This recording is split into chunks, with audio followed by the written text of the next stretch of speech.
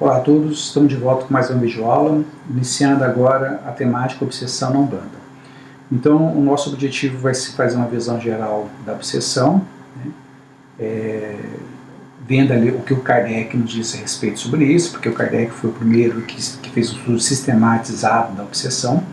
A obsessão, assim como a mediunidade, ela é observada em vários tempos da humanidade, várias culturas, mas o estudo sistemático começa com Kardec. E depois a gente vai ver um pouco da obsessão nas obras da André Luiz, porque elas complementam bastante as obras de Kardec, por trazer detalhes que Kardec não trouxe nas suas obras. E depois a gente vai falar de algumas particularidades que a Umbanda acrescenta, né, nessa visão da obsessão nas obras de André Luiz. Tá? Então esse é o que a gente pretende com essas videoaulas que vai se iniciar agora, tá bom? Então, no segundo slide, nós relembramos, né, que nós definimos aí, então, como mediunidade, né, a partir de Kardec, como sendo o médium aquele que sente num grau qualquer a influência dos espíritos. Mediunidade seria essa faculdade. Né? Então, nós falamos que sentir, né, tem muitas coisas por detrás de sentir, né, pode sentir, né, o captar o pensamento, pode sentir sentimentos e emoções, pode ouvir, pode ver o corpo astral, etc. E nós vimos que nesse um grau qualquer, isso pode ser desde aqueles médios que não sente tanto assim, né, essas presenças, né, e aqueles mais que nós chamamos de ostensivos. Tá? E nós discutimos também quais são os sinais mais explícitos dessa influência que a pessoa sente. Só que, quando nós discutimos isso, o nosso interesse estava nessa influência de maneira fortuita, ou seja, você, por exemplo, você está no supermercado fazendo uma compra e de repente você sente mal. Por quê? Porque você captou ali de alguma maneira um sentimento, uma emoção ou um fluido de algum espírito desencarnado que passou por você ali, ou você passou por ele, e aquilo lhe influenciou, fez mal, tá? Muitas vezes aquele espírito não vai atrás de você. Você vai para sua casa e continua sentindo aquele mal, mas aos poucos fazendo algumas atividades ali para melhorar, né, você consegue melhorar. Então é uma influência sem uma intenção, né, por detrás. Tá? Quando a gente vai ali no slide 3, a gente lembra de uma pergunta muito interessante do Kardec no Livro dos Espíritos, que é: influem os espíritos em nossos pensamentos e nossos atos? Né, a resposta dos espíritos: muito mais do que imaginais, influi a tal ponto que de ordinário são eles que vos dirigem.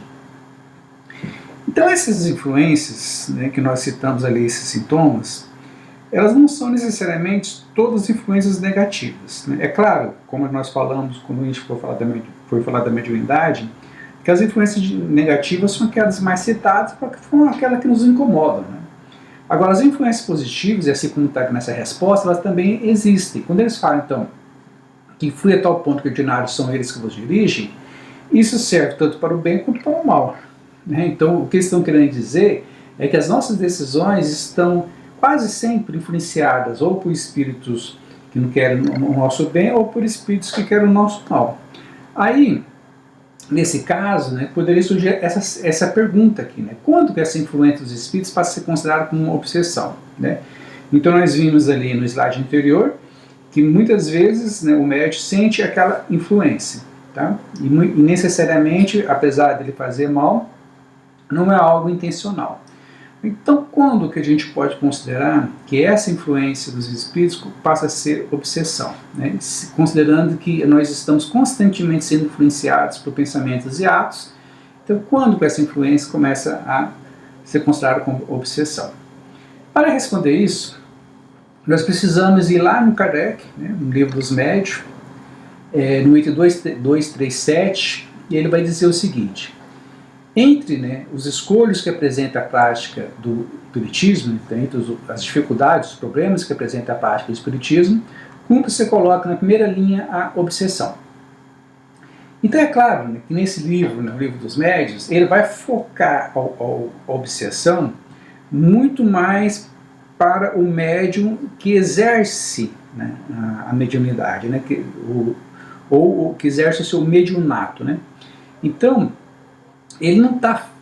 Você percebe, né, a partir, né, desta fala e nas citações que a gente vai trazer daqui a pouco, que a análise dele está focada, então, nas dificuldades e nos problemas que tem quando o médium vai exercer a sua função, né? Ou seja, quando o médium resolve trabalhar com a sua mediunidade, né, no centro espírita, né, ou em qualquer outra religião, né, que aceita o fenômeno mediúnico, né? Então, a Umbanda, por exemplo.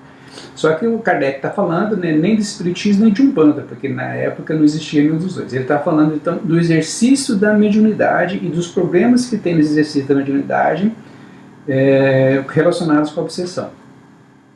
E ele diz o seguinte: cumpre você coloca na primeira linha a obsessão, isto é, o domínio que alguns espíritos logram adquirir sobre certas pessoas. Então aqui já vem uma primeira definição, né? Ou já vem aqui alguns indícios do que está por detrás da definição de obsessão, que tem a ver com domínio. Não é mais uma influência, entende?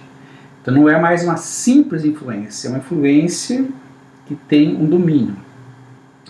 Nunca é praticada senão pelos espíritos inferiores, que procuram dominar.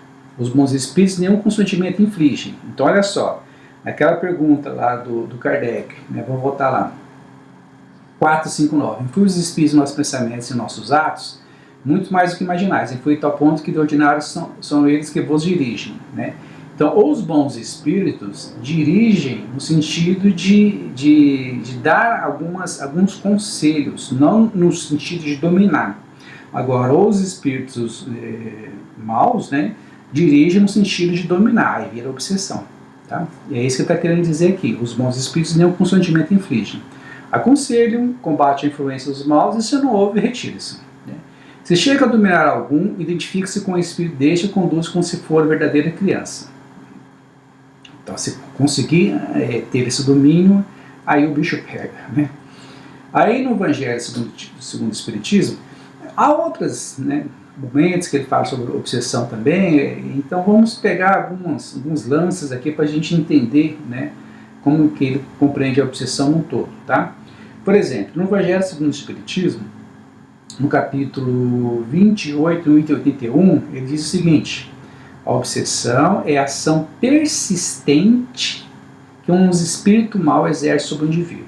Tá vendo? Ou seja, esse domínio, que não é mais uma simples influência, tem por detrás uma ação persistente que um espírito mau exerce sobre o indivíduo. Apresenta caracteres muito diversos, desde a simples influenciação moral, sem perceptíveis sinais exteriores, até a perturbação completa do organismo e das faculdades mentais. Tá?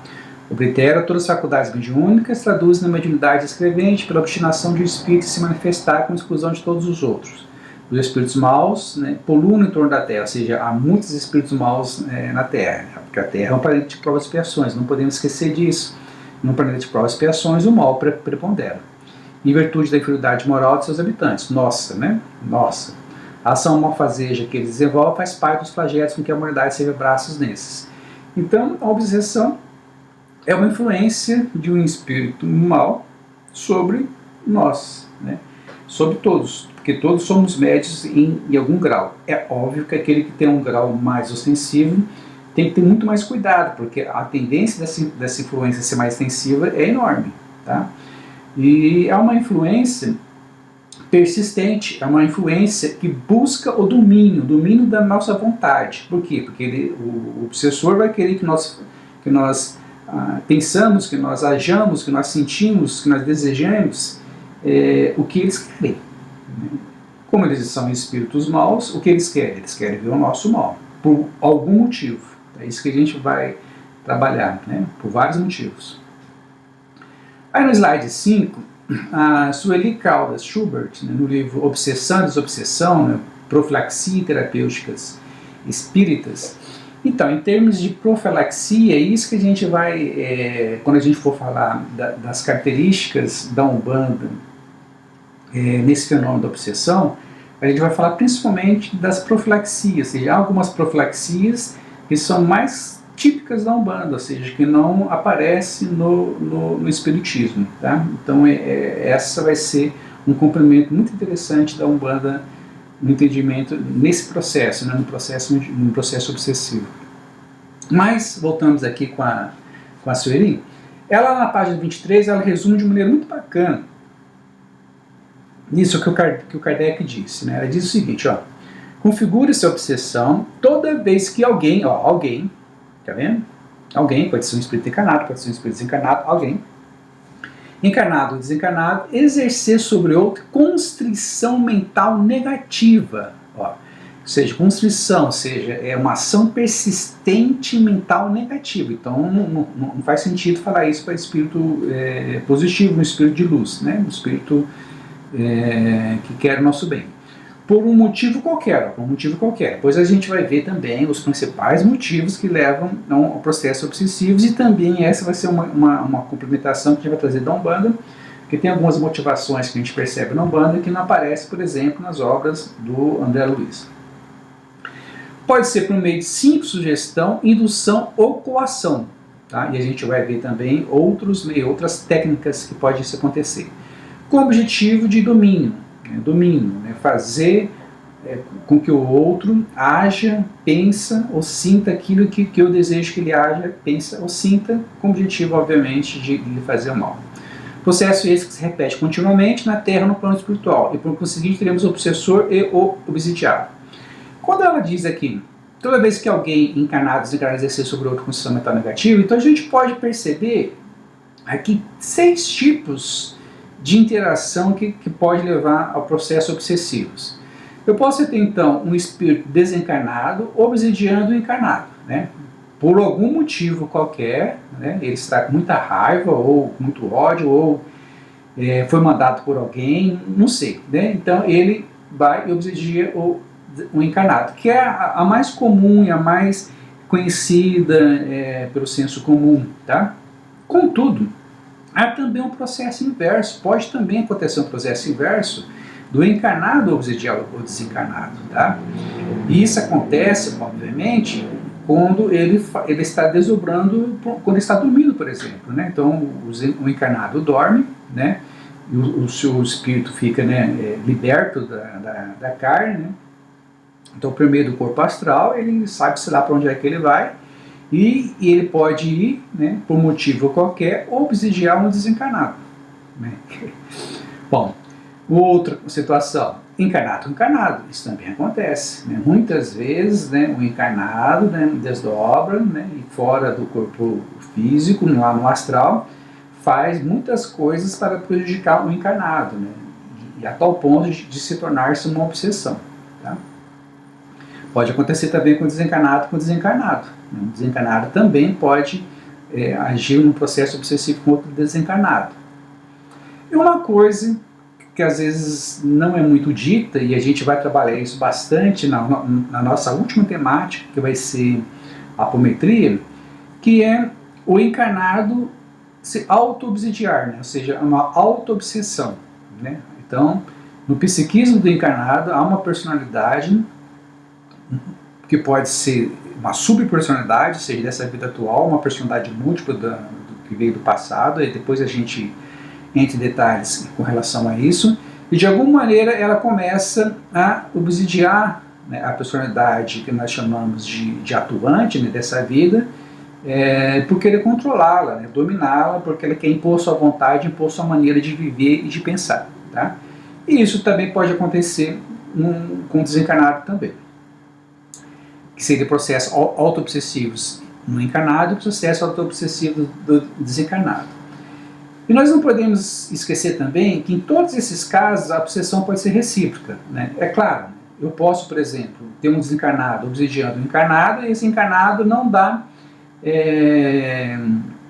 o retorno, ele não se vinga, ele não vai querer obsidiar o desencarnado, mas ele pode querer obsidiar o desencarnado. Né? Então troca essa carinha que está aqui e coloca ela aqui. Né? Esse fica com raiva desse, e esse também obsidia esse. Então pode acontecer um processo recíproco. Em todos aqui pode acontecer um processo recíproco. Tá?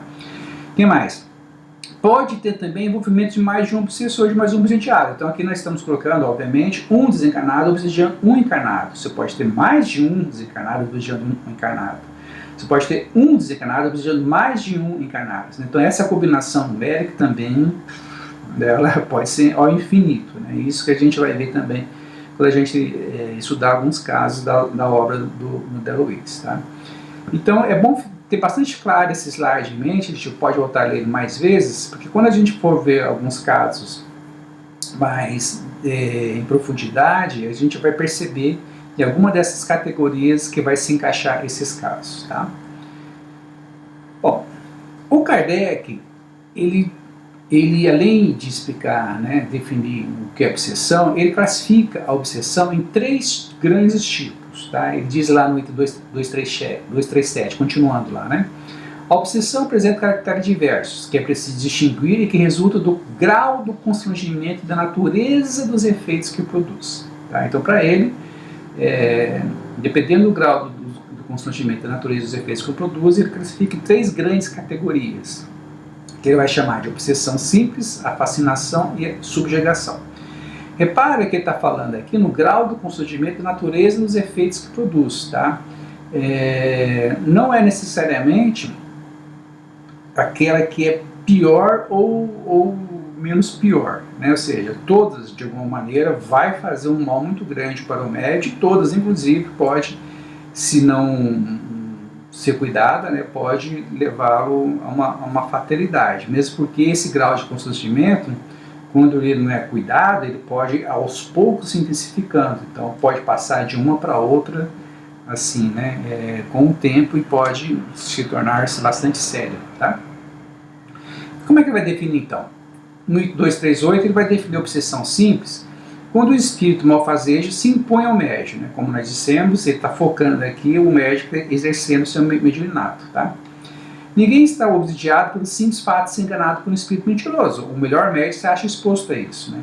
Sobretudo no começo, quando ainda lhe falta experiência necessária. Então, olha só, todos os médios podem ser enganados por um espírito mentiroso, né?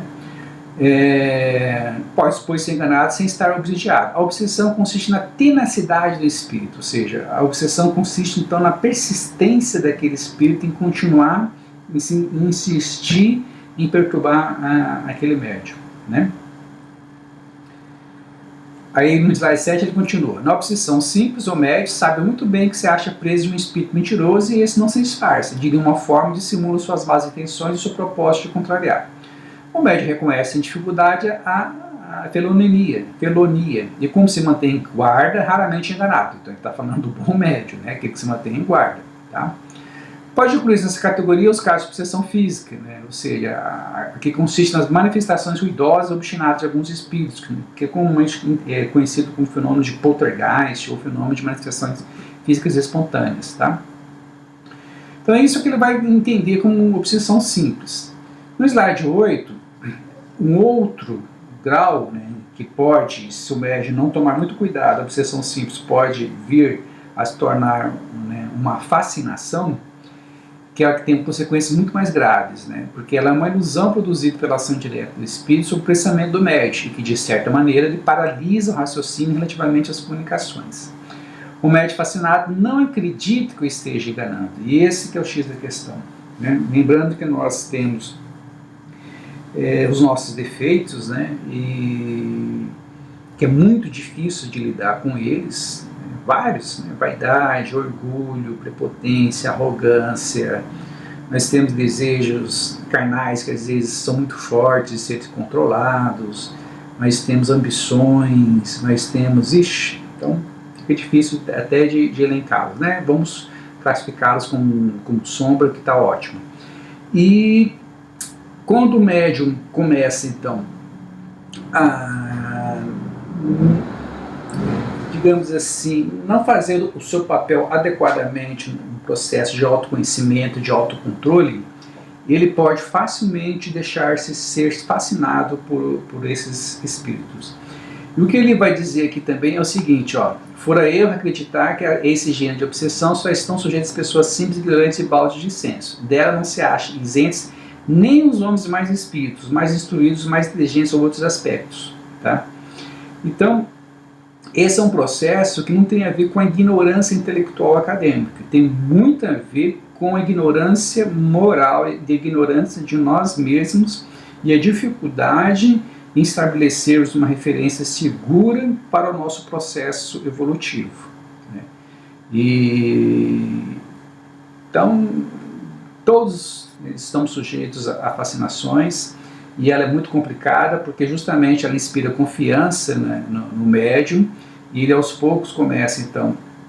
E o espírito, ele muito sábio, né, a gente tem que lembrar, né, que quando se morre não modifica muitas coisas, né? Da mesma maneira que a gente teve encarnados espíritos que participaram do terrível holocausto ali, né, do massacre dos judeus, e ganharam prêmio Nobel, inclusive, esses espíritos morreram e continuaram inteligentes, mas com a moral totalmente atrapalhada. E temos também espíritos, do outro lado, que têm um conhecimento profundo da psicologia humana, aí que mora o perigo, tá? E por ter um conhecimento profundo da psicologia humana, alicerçado com o grau de inteligência enorme que eles têm, e muitas vezes alicerçado com graus de processos machísticos, aí complicou de vez, né? Então eles começam a nos conhecer, né, como profundos psicólogos da alma, e transformam esse conhecimento num instrumento de domínio, tá? Aí complica. Então, temos que ficar muito atento quanto a isso, é isso que ele vai dizer aqui, que ele está dizendo aqui, tá? Aí no slide 9 ele continua. Compreendes facilmente toda a diferença que existe entre a obsessão simples e a fascinação. Compreendes também que os espíritos que produzem esses dois efeitos devem diferir de caráter, né, que nós acabamos de dizer, né?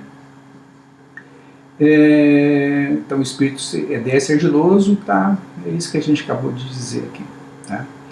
Então aí no slide 10, um outro item. Então o primeiro é a obsessão simples, a outra a fascinação, e por último é a subjugação, por último na categoria de Kardec, tá? A gente vai ver que há outras maneiras de categorizar esse processo obsessivo, é claro, né?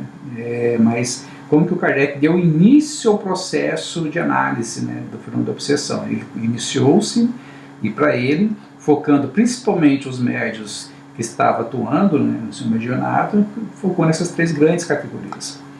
A subjugação é uma construção que paralisa a vontade daquele que a sofre e faz agir a seu mau grado. Uma palavra, o paciente fica sob um verdadeiro jugo. Pode ser moral ou corporal, tá? Por uma espécie de ilusão, ele julga sensatas. É como a fascinação. No segundo caso, o espírito atua sobre os órgãos materiais e provoca movimentos involuntários, tá? Então, a subjugação é uma fascinação ao grau extremo. O espírito, além de estar fascinado, ele está dominado inteiramente, corporalmente e moralmente. Ele começa a fazer coisas, por exemplo, ajoelhar no meio da rua para alguém que ele viu e acha, por exemplo, que é a alma gêmea dele. Então ele vai lá, ajoelha e pede a mulher em casamento, né? Tá?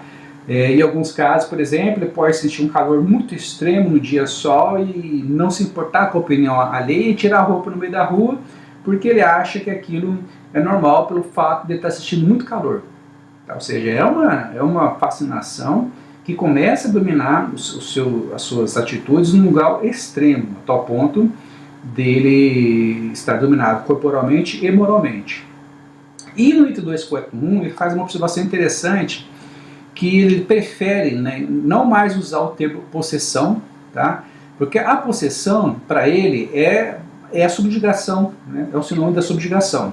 Mas a obsessão ela é um termo complicado, porque primeiro ela leva a acreditar na crença de seres que foram criados para o mal perpetuamente, que não existe, né? Todos em algum momento vai se melhorar, né? Demora 1000 anos, 2000 anos, 7000 anos, mas vai melhorar, tá?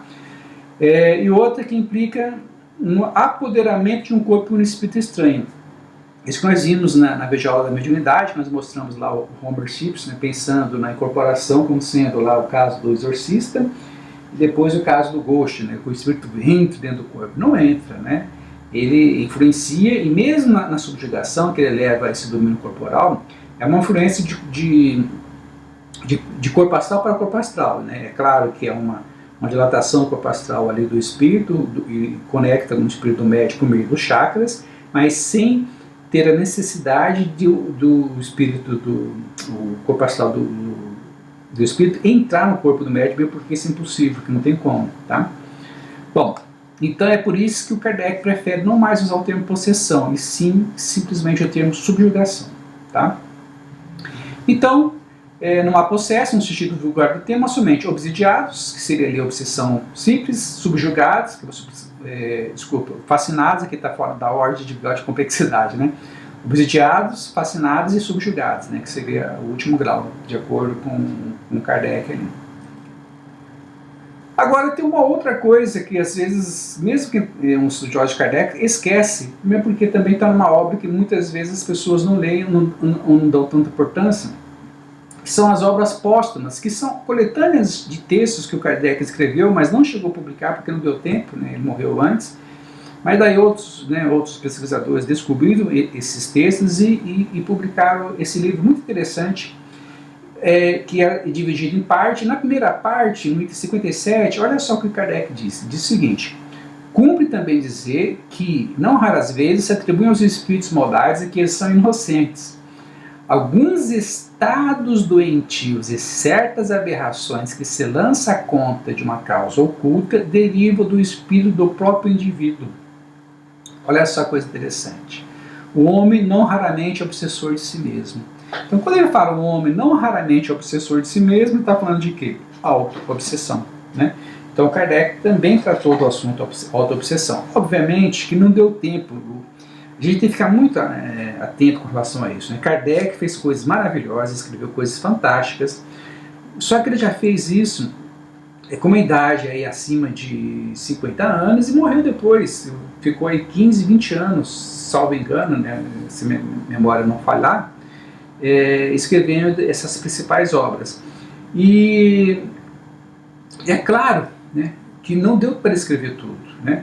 Aí vem o Chico depois, né, com a sua fantástica obra, aí sim, né, mais de 400 livros escritos, principalmente, né, as obras do André Luiz, e complementa de maneira fantástica tudo aquilo que o Kardec diz, né, inclusive no assunto obsessão, tá?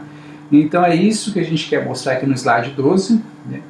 Nessa coleção do André Luiz, a gente tem vários assuntos que nós já discutimos aqui que são abordados, mas a obsessão aparece em todos esses livros e com casos muito interessantes para serem analisados, que complementa bastante aquilo que o Kardec disse. E vai mais além, né, porque não foca só o médico que está exercendo a sua missão, né, o mediunato. Foca também pessoas que não estão exercendo o seu mediunato, mas que estão sofrendo processos obsessivos, e mostra detalhes, né, que o Kardec não aborda ali, ou seja, vai além de simplesmente de categorizar como obsessão simples, fascinação, subjugação, ou seja, vai em detalhes de como que se dá isso, o motivo que se dá isso, né, e como que isso se concretiza na vida da pessoa. Uma obra muito interessante que faz essa análise, para quem quiser uma ajuda aí, né, antes de fazer essa leitura, né, é uma obra da Marlene Nobre, que já está na sua 16ª edição, A Obsessão e Suas Máscaras, um estudo da obra de André Luiz. Então ela fala aqui que amplia sobremaneira a nossa visão do processo obsessivo, então ela vai lá, faz essa análise dessa obra de André Luiz como toda e escolhe ali os principais casos e divide, né, esses casos em duas grandes categorias, o que ela chamou de fenômenos de natureza anímica e o que ela chamou de fenômenos espíriticos, propriamente ditos, né? E ela vai fazer uma análise dessas duas principais categorias e vai trazer alguns exemplos dela. Aqui ela vai dividir então em dois grandes grupos, né? Olha no slide 14. O que ela vai chamar de obsessões de natureza anímica, né? Aí tem a categoria aquelas que são anímicas de efeitos inteligentes e aquelas que são anímicas de efeitos físicos, tá? De efeitos físicos você teria aqui só o caso de Portegais, e de efeitos inteligentes teria essas subcategorias: obsessão telepática, auto-obsessão, personalidade antiga cristalizada, fixação mental, possessão partilhada, parceiros no vício. Aí ela vai e cita alguns exemplos. Aí a outra categoria é obsessão de natureza espíriticas, de efeitos inteligentes, com essas subcategorias todas, e de efeitos físicos, né, que seria o caso de Portegais. Então a nossa proposta agora é ir lá nesse livro da Marlene Nobre, pegar alguns casos que ela está citando e trabalhar com vocês, que são muito importantes, que vocês tenham ciência disso, para saber um pouquinho mais da complexidade que está dentro do processo de obsessão, para se autoconhecer também, né? Porque conhecendo um pouco o que acontece com o outro, faz parte de conhecer como que acontece conosco, tá? E vamos só inverter a ordem que ela colocou. Vamos analisar primeiro obsessões de natureza espirítica, com essas subcategorias. Vamos deixar de natureza anímica por último, porque de certa maneira ela vai ser um link com a nossa próxima temática, que vai ser a apometria, né? Essa personalidade antiga cristalizada tem tudo a ver com aquilo que nós vamos trabalhar na apometria, tá? E após a gente trabalhar essa natureza espirítica, a gente vai então complementar com algumas particularidades que nós vemos na Umbanda, e aí sim a gente encerra o assunto obsessão e vamos para a nossa próxima temática, que seria a apometria, tá bom? Então é isso que a gente pretende abordar nessa temática, e eu espero vocês então até a próxima videoaula. Até lá!